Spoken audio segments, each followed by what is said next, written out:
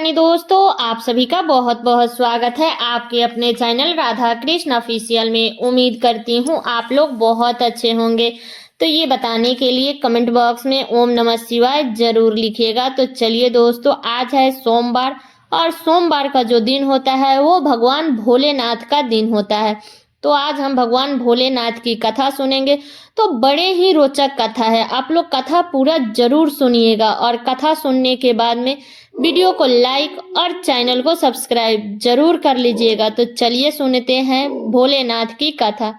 एक बहुत ही धनवान साहूकार था जिसके घर धन आदि किसी प्रकार की कमी नहीं थी, परंतु उसको एक दुख था कि उसका कोई संतान नहीं था। वह इसी चिंता में रात दिन रहता था और वह पुत्र की कामना के लिए प्रति सोमवार को शिव जी का व्रत और पूजन किया करता था तथा शयन काल में शिव जी के मंदिर में जाकर शिव जी के श्री विग्रह के सामने दीपक जलाया करता था। उसके इस भक्ति भाव को देखकर एक समय श्री पार्वती जी ने शिव जी महाराज से कहा कि महाराज, यह साहूकार आपका अनन्य भक्त है और सदैव आपका व्रत और पूजन बड़ी श्रद्धा से करता है, इसकी मनोकामना पूर्ण करनी चाहिए। तब शिव जी ने कहा, हे पार्वती, यह संसार कर्म क्षेत्र है। जैसे किसान खेत में जैसे बीज बोता है वैसे ही फल काटता है, उसी तरह इस संसार में जैसे कर्म करते हैं वैसा ही फल भोगते हैं। पार्वती जी ने अत्यंत आग्रह से कहा कि महाराज, जब यह आपका अनन्य भक्त है और इसको अगर किसी प्रकार का दुख है तो उसको अवश्य दूर करनी चाहिए, क्योंकि आप सदैव अपने भक्त पर दयालु रहते हैं और उनके दुखों को दूर करते हैं। यदि आप ऐसा नहीं करेंगे तो मनुष्य आपकी सेवा तथा व्रत क्यों करेंगे। पार्वती जी का ऐसा आग्रह देख शिव जी महाराज कहने लगे, हे पार्वती, इसके कोई पुत्र नहीं है, इसी चिंता में यह अति दुखी रहता है। इसके भाग्य में पुत्र न होने पर भी मैं इसको पुत्र की प्राप्ति का वरदान देता हूँ, परंतु यह पुत्र केवल 12 वर्ष तक जीवित रहेगा। इसके पश्चात वह मृत्यु को प्राप्त हो जाएगा। इससे अधिक मैं और कुछ इसके लिए नहीं कर सकता। यह सब बातें साहूकार सुन रहा था, इससे उसको ना कुछ प्रसन्नता हुई और ना ही कुछ दुख हुआ। वह पहले जैसा ही शिव जी महाराज का व्रत और पूजन करता रहा। कुछ काल व्यतीत हो जाने पर साहूकार की स्त्री गर्भवती हुई और 10वें महीने उसके गर्भ से अति सुंदर पुत्र की प्राप्ति हुई।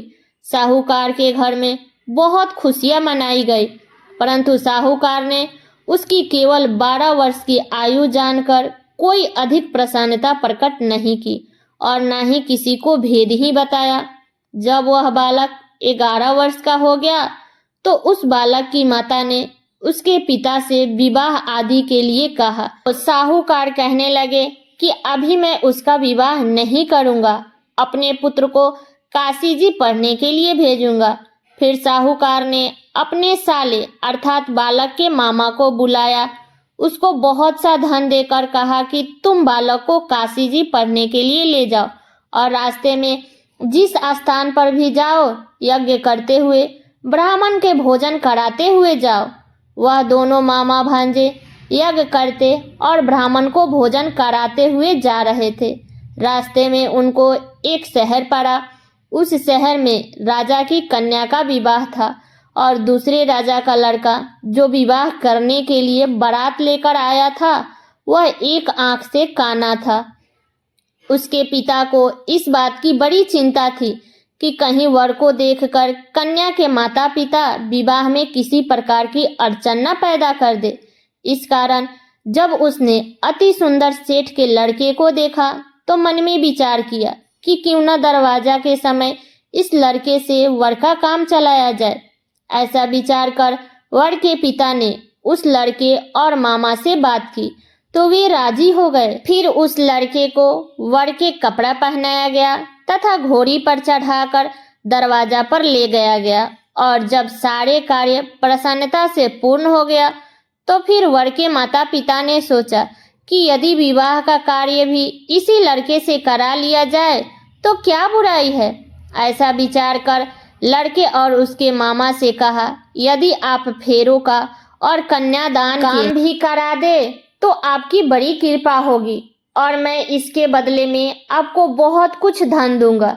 तो उन्होंने स्वीकार कर लिया और विवाह कार्य भी बहुत अच्छी तरह से संपन्न हो गया।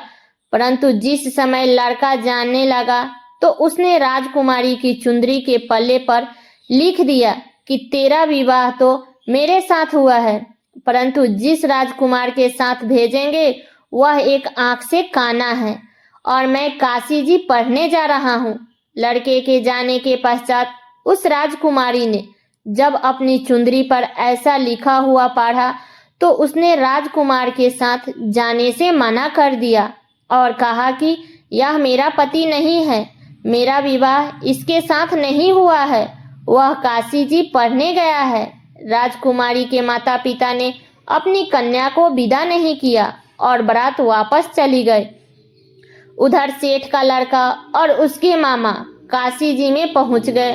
वहां जाकर उन्होंने यज्ञ करना और लड़के ने पढ़ना शुरू कर दिया। जब लड़के के आयु 12 साल की हो गई तो उस दिन उन्होंने यज्ञ रचा रखा था कि लड़के ने अपने मामा से कहा कि मामा जी, आज मेरी तबीयत कुछ ठीक नहीं है। मामा ने कहा, अंदर जाकर सो जाओ। लड़का अंदर जाकर सो गया और थोड़ी देर में उसके प्राण निकल गए। जब उसके मामा ने आकर देखा तो वह मुर्दा पड़ा था, तो उसको बड़ा दुख हुआ और उसने सोचा कि अगर मैं अभी रोना पिटना मचा दूंगा तो यज्ञ का कार्य अधूरा रह जाएगा। उसने जल्दी से यज्ञ का कार्य समाप्त कर ब्राह्मणों के जाने के बाद रोना पिटना आरंभ कर दिया। संयोगवश उसी समय शिव जी, माता पार्वती जी उधर से जा रहे थे। जब उन्होंने जोर जोर से रोने की आवाज सुनी तो पार्वती जी कहने लगी कि महाराज, कोई दुखिया रो रहा है, इसके कष्ट को दूर कीजिए। जब शिव जी पार्वती जी ने पास जाकर देखा तो वहां एक लड़का मुर्दा पड़ा था।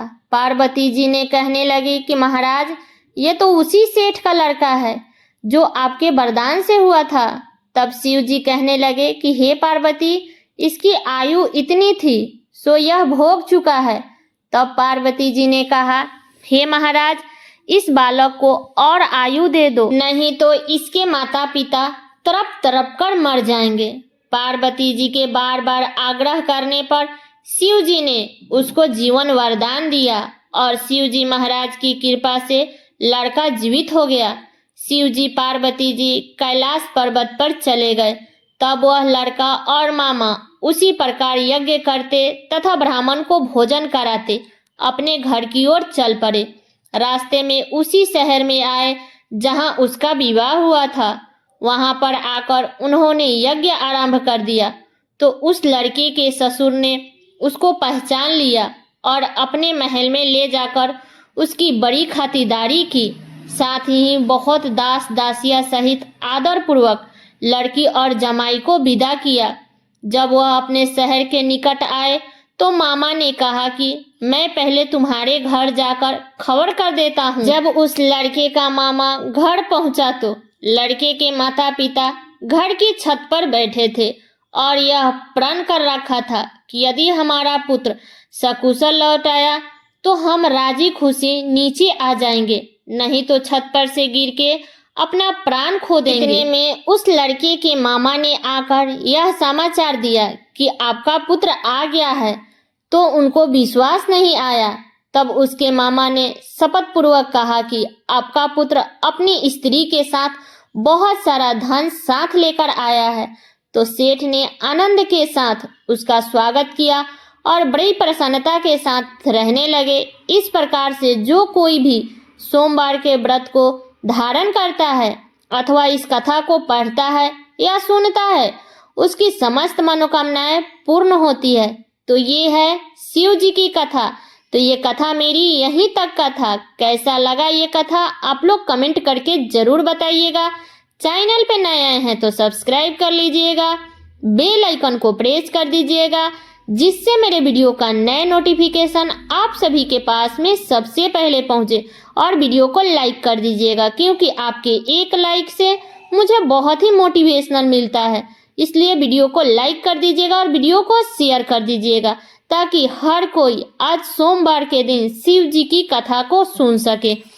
तो चलिए दोस्तों, मिलती हूँ अगले वीडियो में किसी नए वीडियो के साथ में। तब तक के लिए नमस्कार।